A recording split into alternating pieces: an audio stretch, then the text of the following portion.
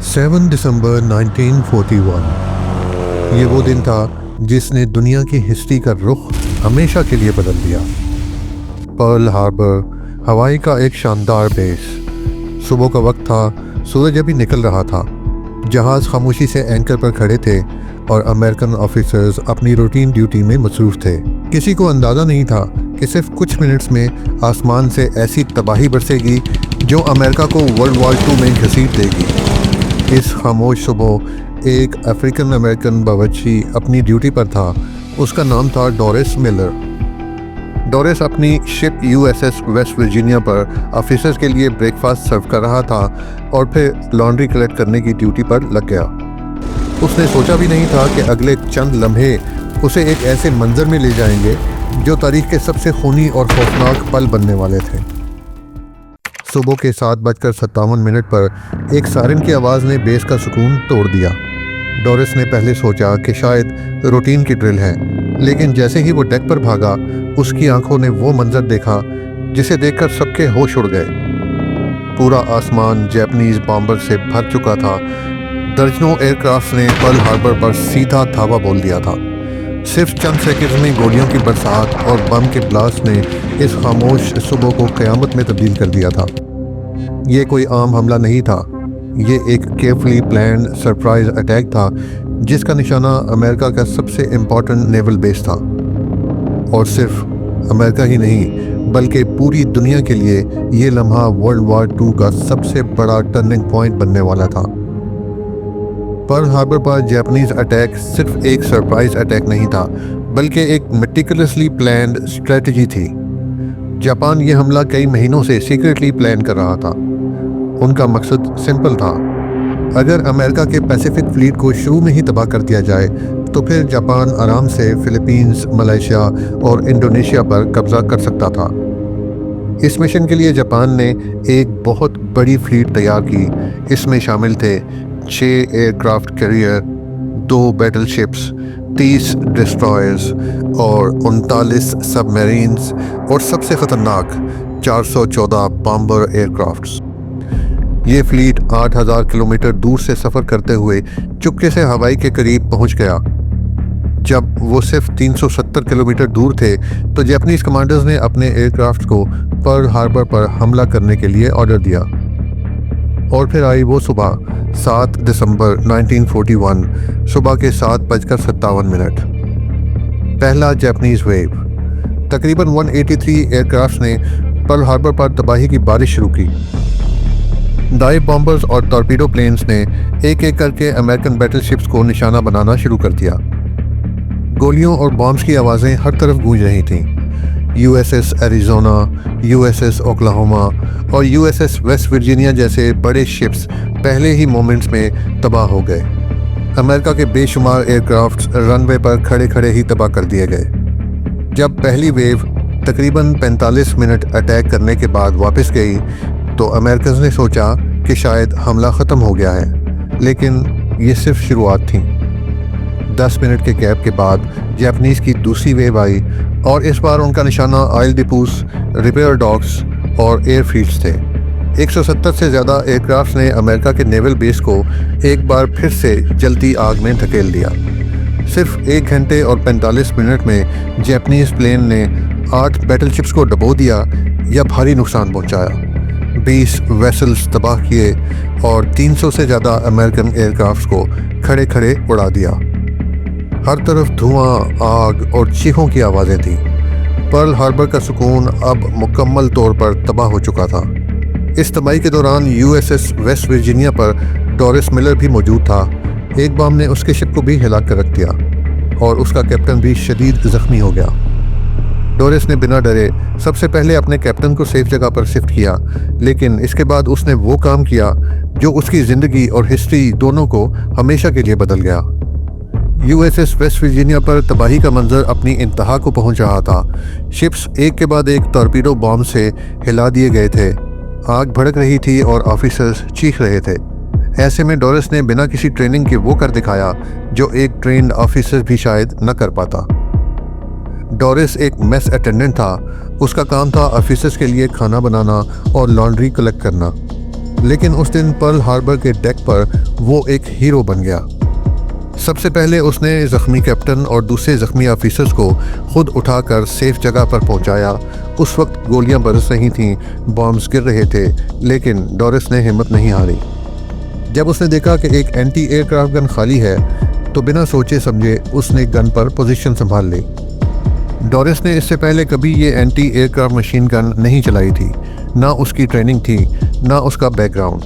लेकिन उस पर उसने बस एक फ़ैसला किया, या तो यहाँ मर जाऊँगा या फिर डट कर जवाब दूँगा। और फिर उसने जापानीज़ एयरक्राफ्ट पर गोलियों की बरसात शुरू कर दी। ऑफिसर्स क्लेम करते हैं कि डोरिस ने कम से कम 6 जापानीज़ प्लेन को निशाना बनाया। एक आम कुक ने बिना ट्रेनिंग के एक नेवल बेस के लिए लड़ाई लड़ी। उसकी इस बेमिसाल ब्रेवरी ने उसे नेवी क्रॉस दिलवाया, जो यूएस नेवी का सबसे बड़ा और यूएस में मेडल ऑफ ऑनर के बाद अमेरिका का दूसरा सबसे बड़ा मिलिट्री अवार्ड है। आज भी अमेरिका की हिस्ट्री में डोरिस मिलर का नाम एक सिंबल ऑफ करेज के तौर पर लिखा जाता है। अटैक के फ़ौरन बाद प्रेसिडेंट फ्रैंकलिन डी रूजवेल्ट ने a date which will live infamy कहा। अगले ही दिन 8 दिसंबर 1941 अमेरिका ने जापान के खिलाफ ऑफिशियल वॉर डिक्लेयर कर दी। वो अमेरिका जो अब तक वर्ल्ड वॉर 2 में न्यूट्रल था, अब सीधा बैटलफील्ड में उतर गया, और ये फैसला पूरी वार का रुख बदलने वाला था। अगले चंद महीनों तक अमेरिका अपने नेवल बेस को दोबारा रिपेयर करने में मसरूफ़ रहा। खुशकिस्मती से शिप्स शैलो वाटर में डूब गए थे, जिन्हें बाद में निकाल कर वापस तैयार किया गया। लेकिन अप्रैल 1942 तक अमेरिका तैयार था अपना पहला जवाब देने के लिए, और जवाब भी ऐसा जो सीधा जापान के कैपिटल टोक्यो तक जा पहुंचा। पर्ल हार्बर के अटैक ने अमेरिका को हिला कर रख दिया था।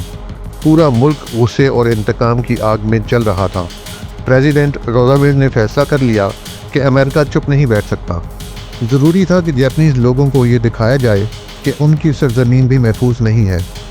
और फिर हुआ वो मिशन जो हिस्ट्री में डोलाटाइल रेड के नाम से मशहूर हुआ।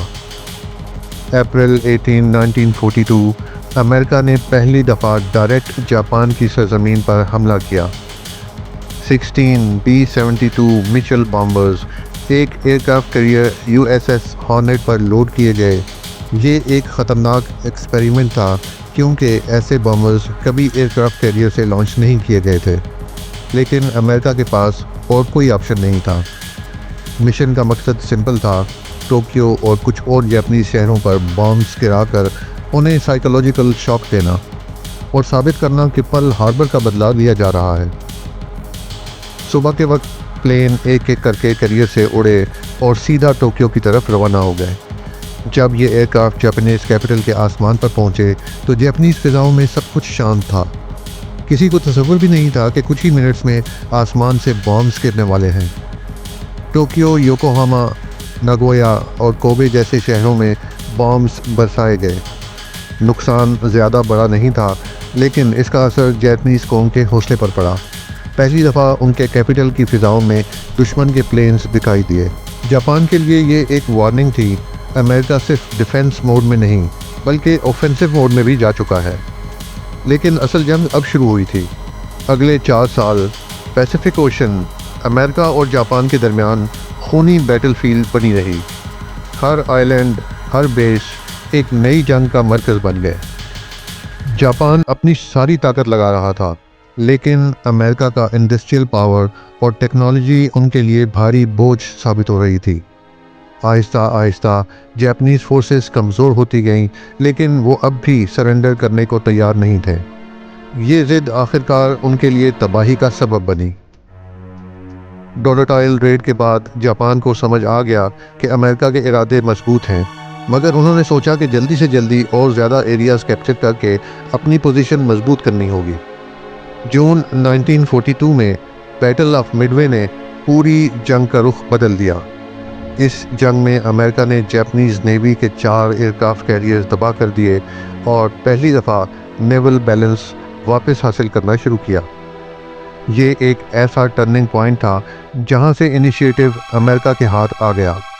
इसके बाद उन्होंने आइलैंड हॉपिंग स्ट्रेटजी अपनाई, यानी हर आइलैंड पर अटैक करने के बजाय उन स्ट्रेटेजिक आइलैंड को कैप्चर करना जो जापान की सप्लाई और कम्युनिकेशन काटते थे। इस दौरान जापान ने कामिकाज़े पायलट्स का नया तरीका अपनाया।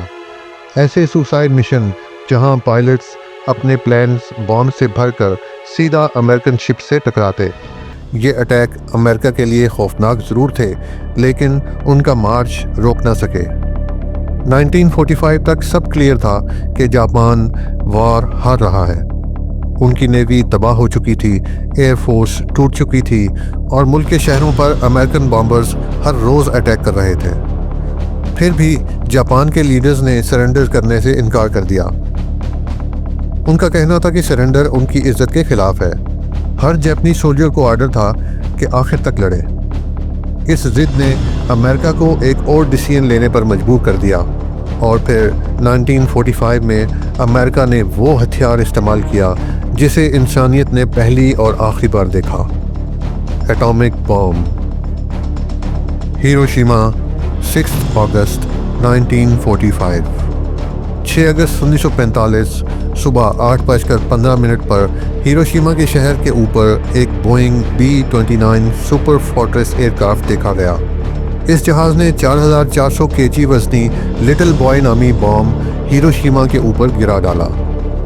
एग्जैक्टली 43 सेकंड के बाद एक ज़ोरदार धमाका हुआ और सब कुछ वाइट हो गया। इसके बाद एक फायरबॉल ज़मीन से आसमान की तरफ गया, जिसने ज़मीन का टेम्परेचर 5000 डिग्री सेल्सियस तक पहुंचा दिया। ये हिस्ट्री का पहला न्यूक्लियर अटैक था जिसने शहर का तकरीबन 80% मिट्टी का ढेर बना दिया। न्यूक्लियर अटैक के बाद जापानीज़ मिलिट्री लीडरशिप को कुछ समझ नहीं आ रहा था, जैसे उनके पैरों के नीचे से ज़मीन फिसल गई हो। और जब वो हिरोशिमा की तबाही समझने की कोशिश कर रहे थे, सिर्फ 3 दिन बाद 9 अगस्त को अमेरिका ने नागासाकी पर दूसरा न्यूक्लियर बम गिरा दिया। ये मार्क 3 बॉम्ब था जिसका कोड नेम था फैट मैन। 4670 किलोग्राम वजनी इस बॉम्ब ने चंद ही लम्हों में पूरे शहर को सफाई हस्ती से मिटा दिया। हिरोशिमा के बाद नागासाकी पर होने वाली ये तबाही हिस्ट्री का दूसरा और आखिरी न्यूक्लियर अटैक था। ये वो 2 न्यूक्लियर धमाके थे जो इंसानियत पर पहली और आखिरी बार किए गए। हिरोशिमा और नागासाकी दोनों शहरों की रूहों पर उतरने वाला ये अजाब एक अंदाजे के मुताबिक तकरीबन 2,60,000 इंसानों की ज़िंदगियां निगल गया। सिर्फ चंद लम्हों में जिंदा शहर राख में तब्दील हो गए और इंसानियत ने अपनी तारीख का सबसे खूनी सबक सीखा। इस क़यामत के सिर्फ चंद दिनों बाद जापान घुटनों पर आ गया और अमेरिका के सामने सरेंडर कर दिया। इसके साथ दुनिया की सबसे तबाहकुन जंग वर्ल्ड वॉर 2 अपने अंजाम तक पहुंची। उम्मीद है राज टीवी की ये वीडियो भी आप लोग भरपूर लाइक और शेयर करेंगे। मिलते हैं राज टीवी के एक और न्यू एपिसोड के साथ।